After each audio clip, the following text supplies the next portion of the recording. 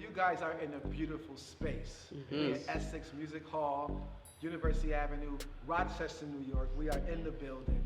Tell us, how does it feel to be a headliner? Serendipitous. I love that word. It basically means perfect timing. This is what it's supposed to be.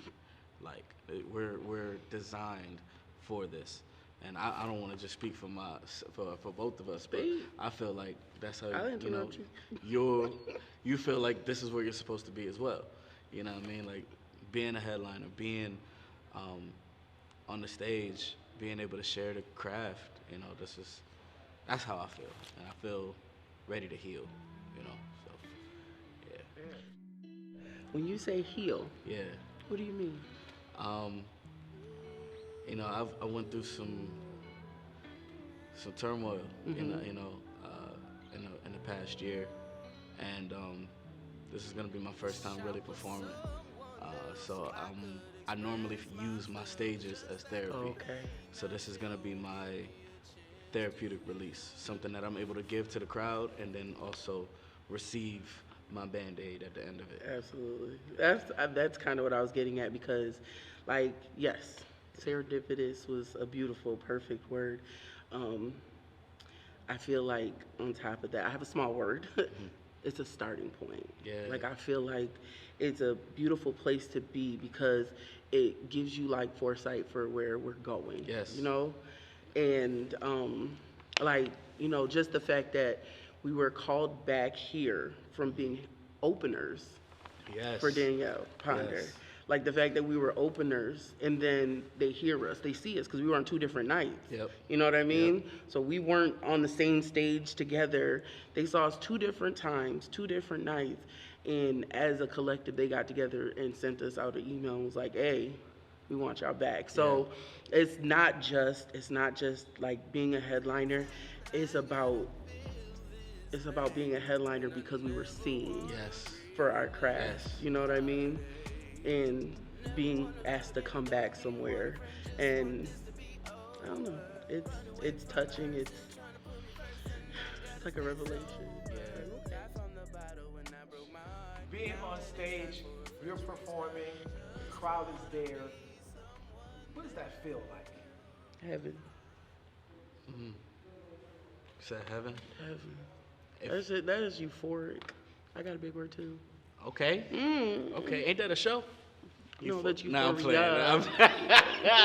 Don't try and quiz me. It is very much. It's euphoric.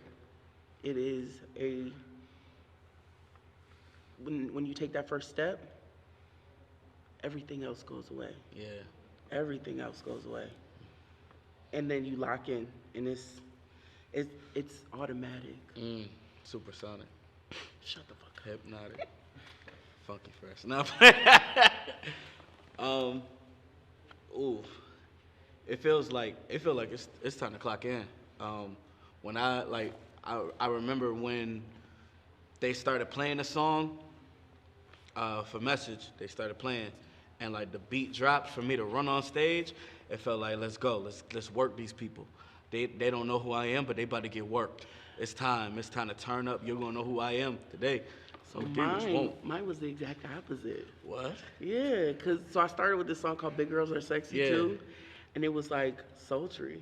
So they do it, and I just strut the fuck on stage. Yeah. See, everything about my shit is a little bit calmer. Yeah. You know what I mean? I strut on stage in a fucking bathrobe. What? I did. What? It had my name on the back. How did I see that? I don't know. I'll show it to you when we're done. Okay. Yeah, it was that's what it feels like every time I'm working the stage. It's like, how can I make them feel what I'm about to say? Oh, they feeling me. They into me. I'm looking for eye contact. Oh, they into me. Let me get them to move. Let's move this way. Let's move this way. I don't choreograph, so like I kind of let the music dictate my movement. So it's like, okay, I haven't been to this side of the stage in a while. Let me go over here. Let me drop down. Let me, you know what I mean? So it's like I'm working these people. That's kind of how it feels when I'm on there.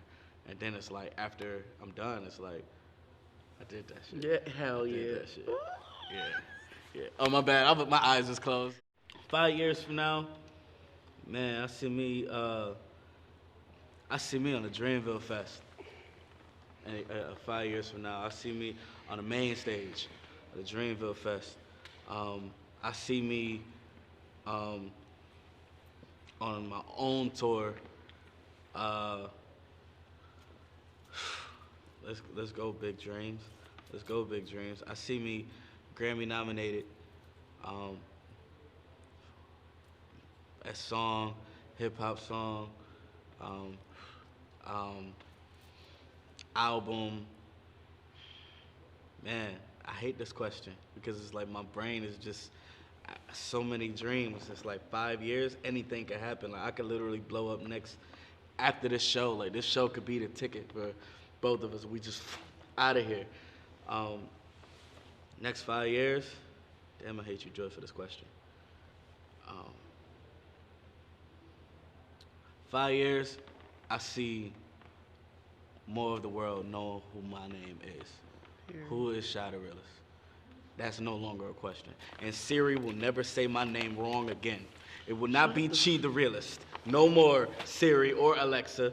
Y'all gonna know it's gonna be a Shay TheRealist radio on Amazon Music.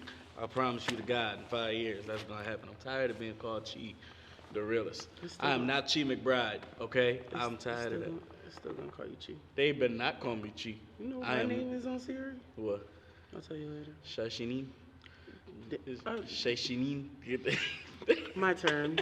In 5 years, I see myself writing for tons of artists. I see myself performing on stages I could have only dreamed of. I see myself excelling in all my crafts. So I see myself being a household. That's a better answer to me. You made me go first. I see myself being a household name. Like I want to be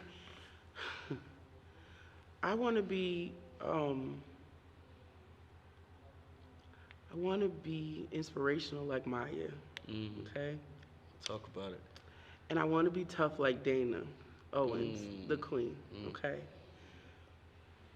I want to work hard like my mother. And I want to be tough like my dad. But I want to be loved like my children are by me. Go author. You know what? Interview over.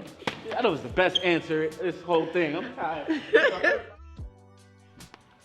How does support of the community influence you to do what you do? I wouldn't be here without it. I have Chicago all over me. Chicago is in my name. I was born there. I was only there 45 minutes. Okay, that's an exaggeration. But yeah, Chicago is in my name. I keep it in my name because that's what's on my birth certificate. However, Rochester is what made me. Rochester gave me this talent. Rochester believed in me from open mics,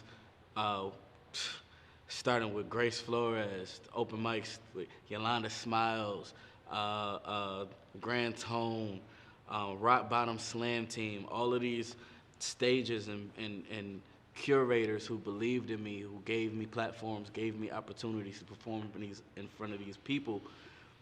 After a while, it gave me the confidence I needed to hit bigger stages, to keep going, and the community stayed behind me. You know, a lot of people look to leave Rochester, and yes, there's other opportunities out there, and there's more of the world to see. One thing I've always been glad of, my analytics on Spotify, Apple Music, Instagram, Facebook, no matter where I have went, no matter what stages I've hit, Rochester has always been my #1 streamed city, #1 engaged city, always, no matter where I go, no matter how much money I put into Facebook ads or whatever, it's always been Rochester. And so I always got to put Rochester first as in my heart, and I got to rep for it. Everywhere I go, let them know that we're not a borough of New York City, that we stand on our own, we upstate. So like Rochester is my heart, for real. You ain't nowhere near New York City. No, at all. At all. That's why they call us Southern Canadians. I hate them for that. I hate them for that. How does support of the Rochester community influence you to do what you do? The support of the Rochester community is low-key what made me believe I was actually like kind of dope. I knew I could sing. I knew I could hold a tune. I knew I could like kind of write a rhyme or whatever. But when I dropped the song, I didn't even drop it with confidence. I didn't prep nobody. I did it off of emotion. And someone else knew that I did it. Like you tell a friend. Friend's like, you ain't gonna say nothing? They posted. Somebody else posted.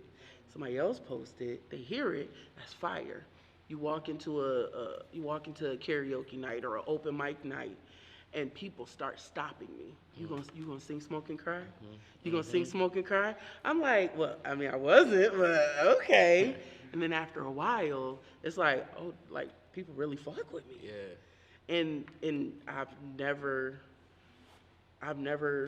Well, I've been in Rochester for a long time, but I've never stepped foot anywhere else where I felt like, okay, they see me, they know me, they love it, they like what I have to offer is enough. Yeah. And Rochester has given me that. Just a big thank you to D for believing in us. You know what I mean? Giving us that opportunity, opening the door so we can like kick it down. You know what I mean? Like just like step right in and like show a demographic that wasn't ours who we are, why we belong here, and then do what we do so well to be gifted this opportunity, rightfully awarded this opportunity to be back on this stage. Yeah. So yeah. What are some of your biggest challenges, and how did you guys handle those challenges? Nose goes. You go first. You're so childish. I know. I'll grow up one day. Not today. Biggest challenge as far as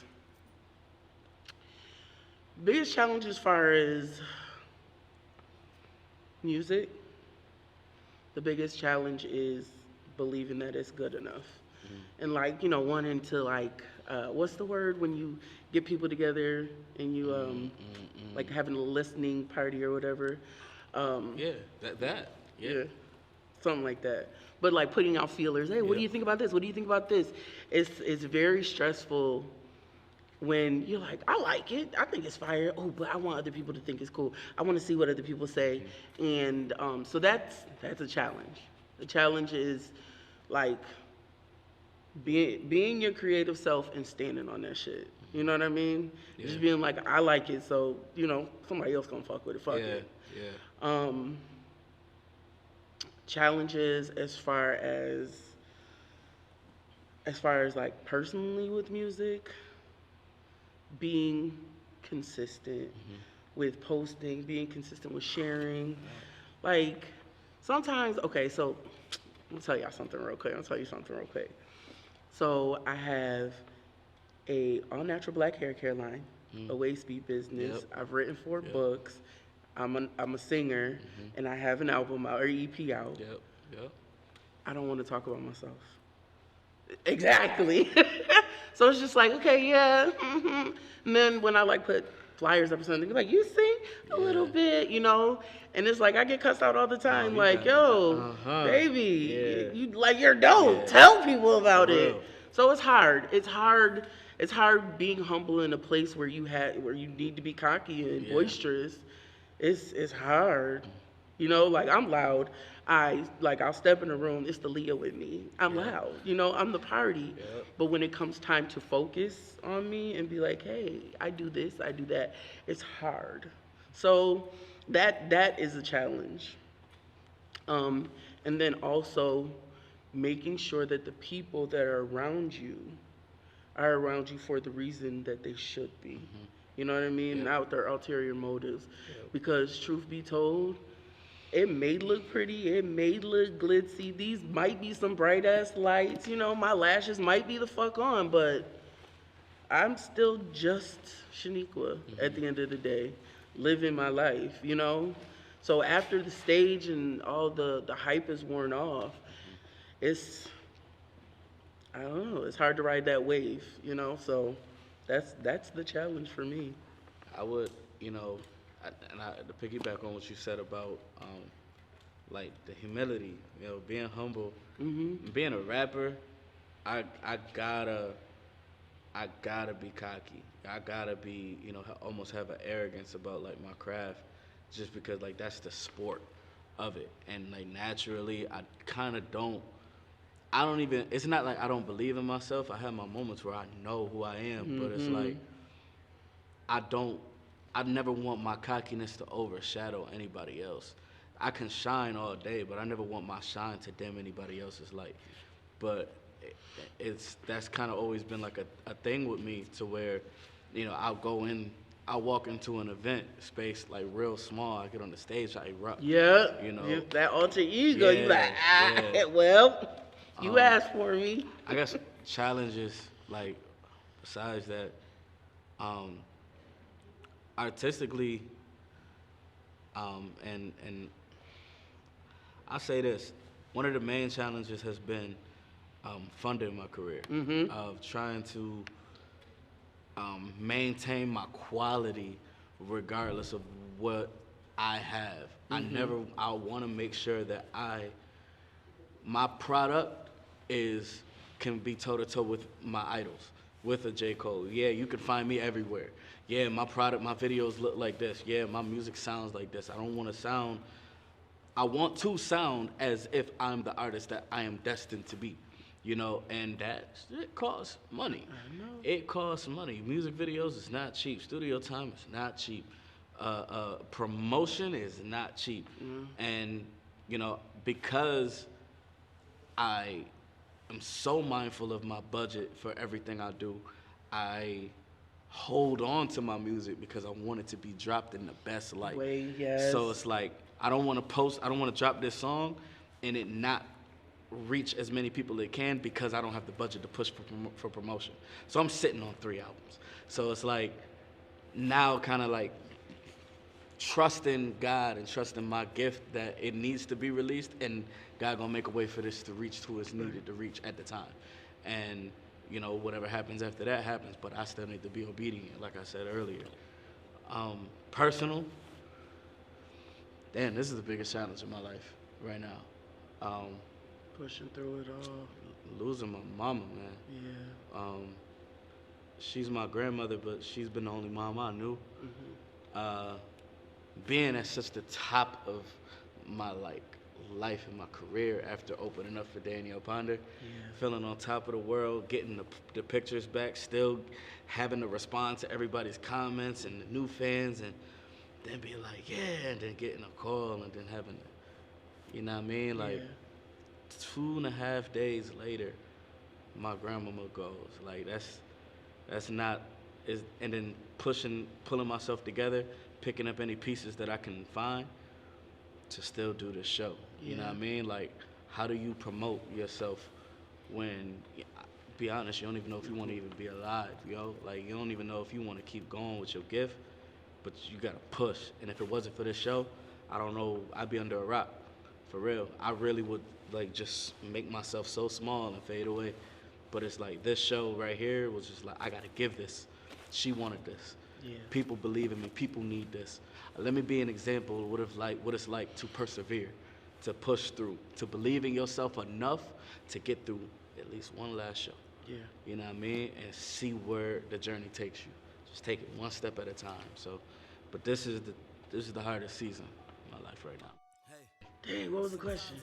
How important is it to invest in yourself as an artist? Oh, it's stupid important. Yeah. Nothing happens, unfortunately, nothing happens without investments. Nothing happens without money. When they say money make the world go round, baby, money make it go round. Yeah. You know what I'm saying?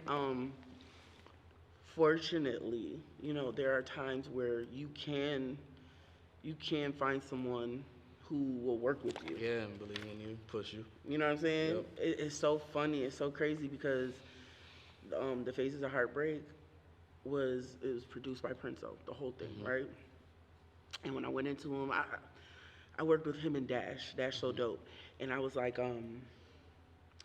listen, listen, single mom, I want to do this, and I said, this is my vision, and with the conviction that I spoke with, and I feel like whenever I'm passionate about something, it sounds like, like I wrote a thesis on it.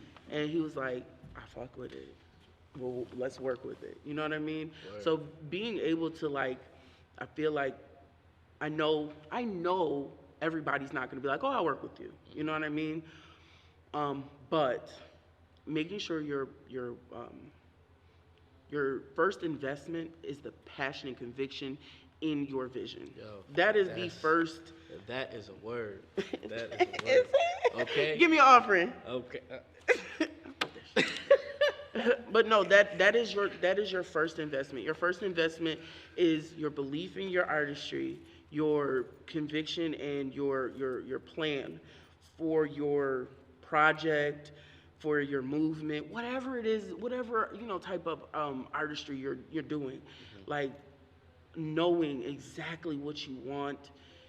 Sometimes we don't know where we want to go with certain things, but knowing exactly what your vision is and being able to convey that is a big investment. It's a big flex, because when you talk about your shit with like crazy, like, what's the word, confidence. Yes. When you talk about your stuff with crazy confidence, something that's not even there, you're like, it's all up here. Yeah. So this is blah, blah, blah, blah, blah, blah, blah. And then I had this and that. And you put a little hand movement into it. They start thinking that it's their vision too. Yes. You know what I mean? And then Yes. and then hold on. I'm trying to do that with you. Let's Yes. do it. You know what I mean? Yep. So that is your first big investment. Your first big investment is knowing what you want. Yep. And then making other people believe in it. Okay? Then your next investment is financially. Your next investment is doing whatever you got to do short of selling your body. No shade to sex workers, but listen, I sell coochie too if I got to get this album out. I'm just saying. Don't You tell heard it here nobody first. unless you're trying to buy it. I'm just saying. Shine OnlyFans for the next album. No. Baby, I'm online. What you mean? You ain't got to do a subscription. No, but seriously, being able to, okay, so you put yourself out there and you're like, oh yeah, you got to be here, you got to be there, you want people to see you. Cut all that off. Mm-hmm. Don't nobody see me. Mm-hmm. You know what I mean? Because I got 4 jobs. Mm-hmm. You don't get to see me. When I was doing my man, hey girl, you want to go out to brunch? No, I'm working. Word. You want to do? That Nope, part. I'm working. What's That up, part. bitch? No, I'm working. That part. Because I promise you, when I had to send that cash app for that studio session, for that, you know what I mean? Yep. For that, listen, because I was taking YouTube beats. Word. Same. YouTube beats, Same. baby, they charging. Same. Yep. And then when you believe in it, you like, I ain't even gonna lease it. Let me buy this. Yep. motherfucker. Oh That my ain't God, no the cheap exclusive? shit. Okay, it's not Man. cheap. What? So you really gotta shut yourself down and cut yourself off. Your investment is the sacrifice of time, that fun time, that pleasure, that childish life. Set that aside, baby. You want grown people time now. Yep. How bad you want it? Oh, okay. How bad you want it? Say it again. Real. How bad do you want it? For real. I ain't stripping though. Inspiration. Tell us your creative process when it comes to writing. I am really by the soul. So whatever's on my heart. The best thing about changing into the kind of rap that I have been in the past 5-6 years is being a storyteller and just being vulnerable. So I find inspiration based off of the things that I go through. You took my answer.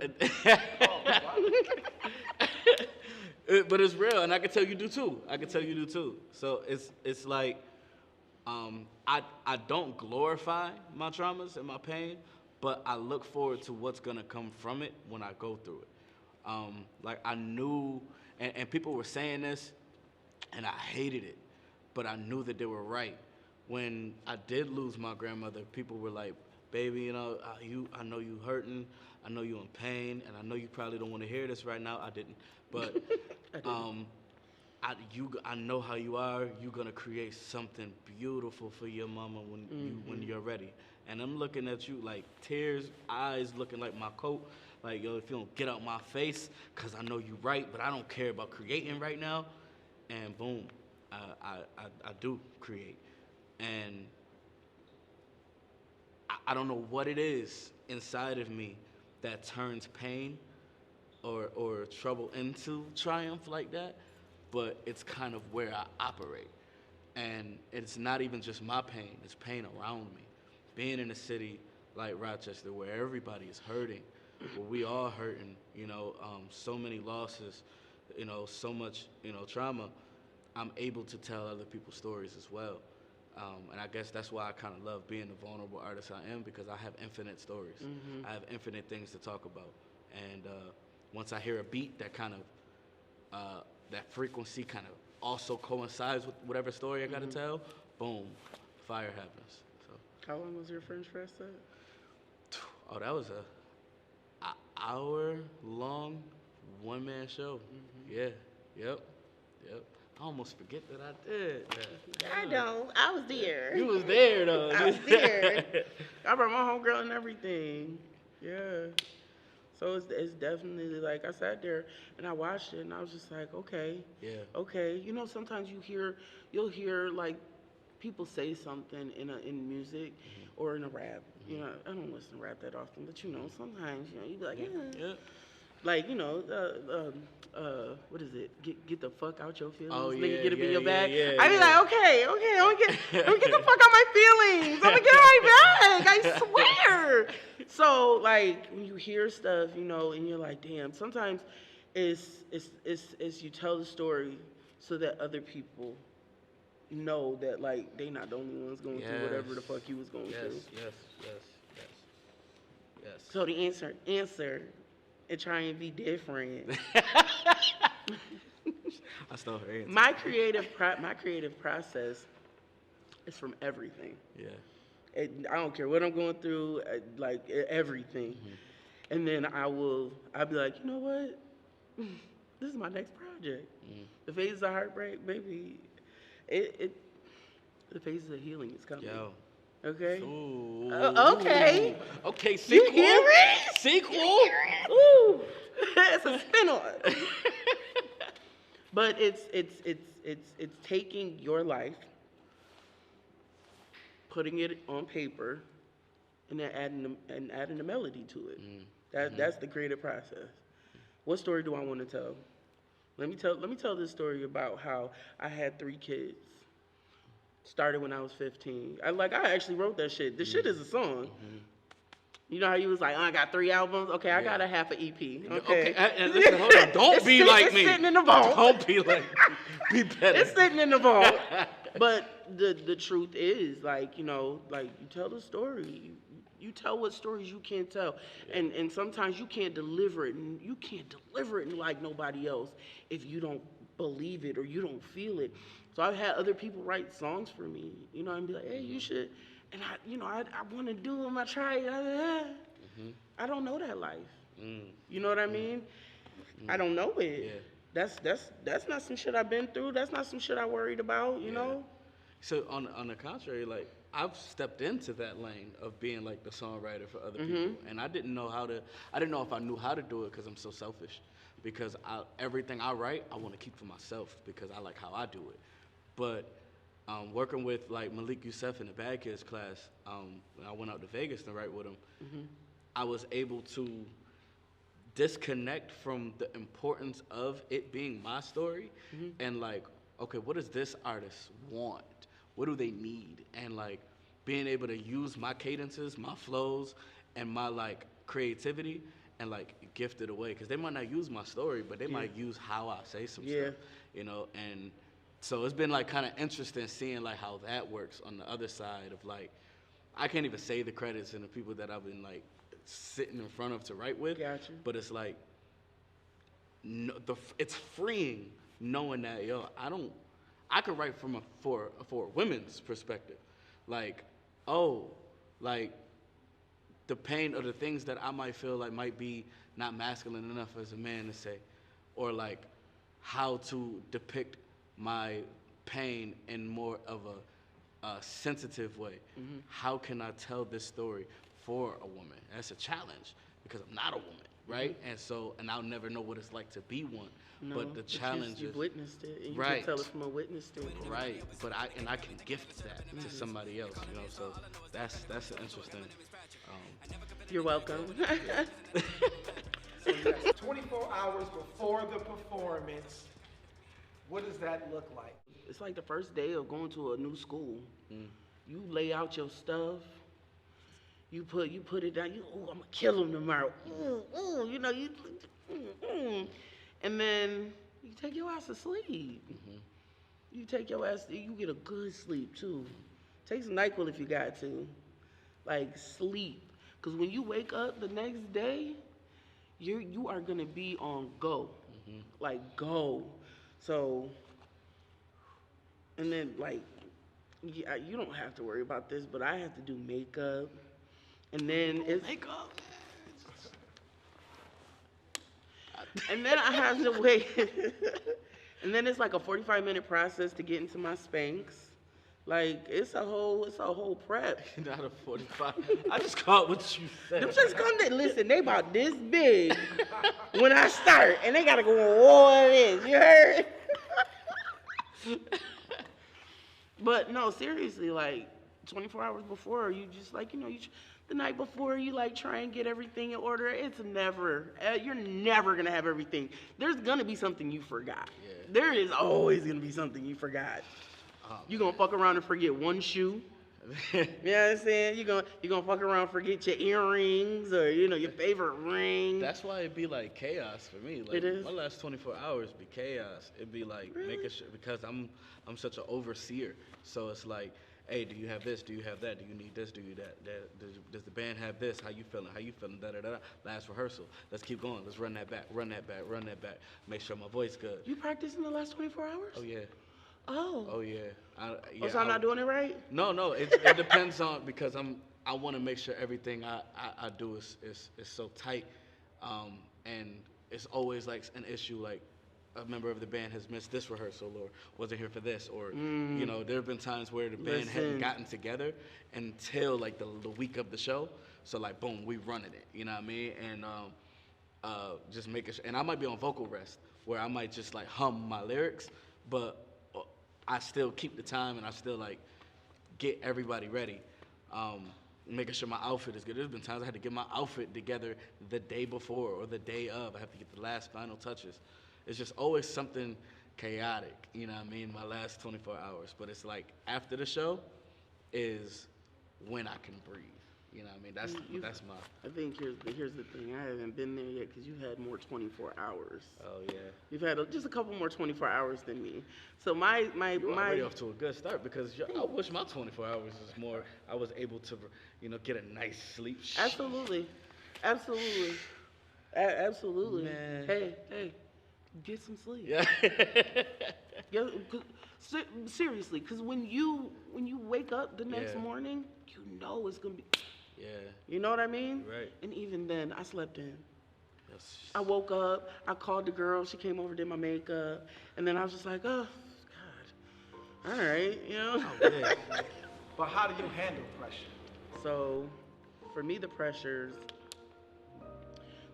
are creating, being different, standing out.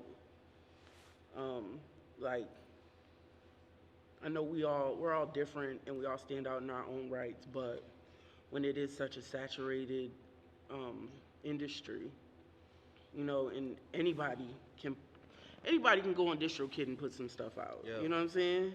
So oversaturated. But how do you handle pressure? Oh man, social media be the devil sometimes, yo, because that be the main pressure. It's competing with everybody. Competing with the reels, competing with the TikToks, competing with the likes, the algorithm, that fucking algorithm. It's like, I gotta create, because if I'm not creating, I'm nothing.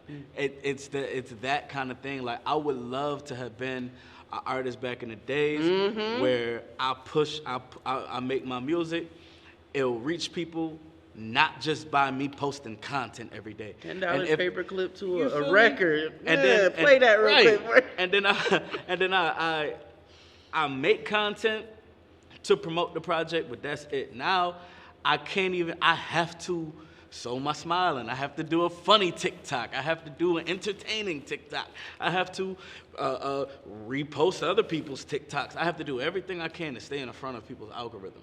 And then that's not even enough. It's like an injection.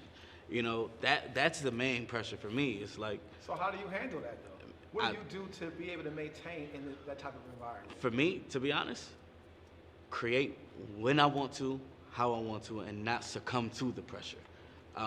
Because I can go on and on and on, for days about the pressure, but it's the fact that I control my life, and I cannot let TikTok or Instagram control my life.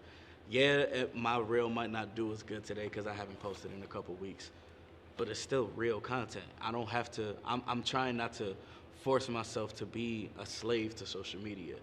I get that. And just be the artist that I said I wish I could have been back in the day. Like when I just create, I create when I create. Like the last one I did about my grandmother, I didn't do that for likes. I didn't do that for the algorithm. I did that because this is really how I feel. I really wrote this record, really crying. I was really in her house, really crying. Let me just post this for me, not for the algorithm. If it does good, it does good. And then I'm not worried about the next TikTok after that. Let y'all get that, see where I'm at, and I'm gonna go dip off. So, yeah. It's hard because you're like, dang, what is my niche? What is my niche? Yeah. What is my gimmick? You know, what can I do? And it's just like, you know what? So I don't. When I feel like it, I be like, yeah, there it is. And I know eventually I'm gonna have to figure out like, my own lane, but like kind of like you said, that pressure right now on top of everything else life is throwing at me, I just want to get on the stage. Yo. And just like give my love. Yeah. That is my love language. Yeah. You know what I mean? Stage work, singing, those are my languages of love. That's pretty much it. Like I go blind, deaf, and dumb on a stage. I turn into somebody else. I step outside my body. You know what I mean? And so when like all those pressures come at me, what I do to relieve that pressure is I find somewhere and I sing. Yeah. The stage, the shower, the studio, my living room, my car. Baby, I wind all my windows down in the summertime, put something on, and act like it's my stage. I don't care who around. I done embarrassed my kids so many times because of it. Because it's like, it's so much going on that, like... That's beautiful, though, that you're able to find to relieve your pressure. It's by just doing what you are naturally here to do. Instead of doing it in a specific way, it's Nike just doing it. Like that's it. Yeah. So tell us, what advice would you give artists with the goal of being the headliner? What advice can you give other artists? I went first last time. My advice would be, getting here started with me having an idea. That idea turned into a plan that was set in motion. It was set in motion by talking it out, working hard, and pushing, and being present. So for people that want to be musicians, that want to, do something, be heard, be seen, I would say work. That's one. Because like so many times I've heard, you've been in the studio more in the last 6 months than like people who, that I like have like want this to be a big thing. And it was like, I wanted it, so I went for it. So if you want it, go for it. Like, don't let anything stop you. If you gotta hustle to, well, not hustle, like if you gotta grind, work overtime, whatever, because that's what I had to do in order to get studio time, because I still have bills. You know what I'm saying? Life is still lifing, but if you want it, don't sleep on it. Don't wait on it. Don't Don't wait for it to be a thing, because you can say you want to be famous all you want to, but fame don't come without work. All them people that you see throwing money around or going places, they didn't get there because, you know, they were like, you know, I think I'm fire. Nah, they put work in, you know? Like, coming here was because, and have dope people around you. Yes. Please, because these don't happen without a certain type of dope people around you. Because I wouldn't have been here without, you know, like, without dope people, like, smiles around me, pushing, you know, and then people, like, know people. Yes. You know, and then they say something to someone says something to someone, and then out of nowhere, like, people singing your song when you pull up on them. Yeah. You know? I would agree. And it's definitely been like consistency. You know what I mean? That word has been like kicking my ass for a while, because I always feel like I can be more consistent, but it's the consistency that I have shown is what got me the opportunity to even open up for D and then be here for the show.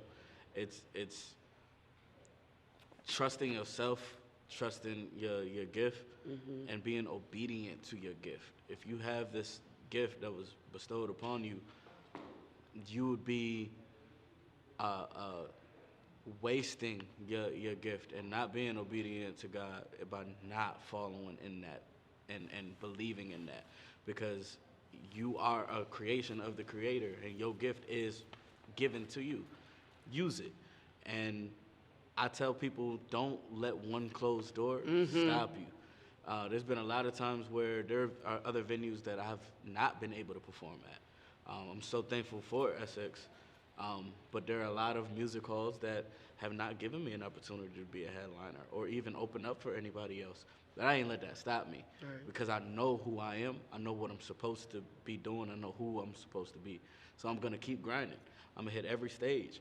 I'm going to tear every stage I can see up and give a Grammy Award winning performance every single chance I get, and I'm going to let that play off. You know what I mean? Eventually, that work is going to show to where people won't be able to deny the fact that I'm talented and I deserve opportunities like this. And that's what I have to tell everybody. Believe in yourself. Make other people believe in you. Come on. You know? Come on. It's going to happen. Ooh, that's a word. I mean, I move too much. Well, as you know, we are in upstate New York, Rochester, New York. To be exactly. 58 nickel. That's a wrap. That's a wrap. We got a lot of material. That's it. So, we want to Don't leave me hanging again. My fault. I thought you were saying praise God.